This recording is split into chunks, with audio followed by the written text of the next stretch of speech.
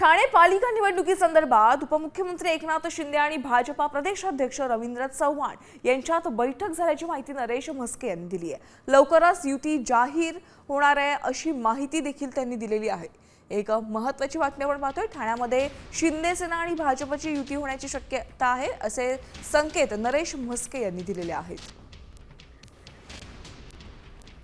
भारतीय जनता पार्टीचे महाराष्ट्र प्रदेश अध्यक्ष श्री रवींद्र चव्हाण साहेब, मुख्य नेते एकनाथ शिंदे साहेब यांची बैठक झाली। त्या बैठकीत मी उपस्थित होतो।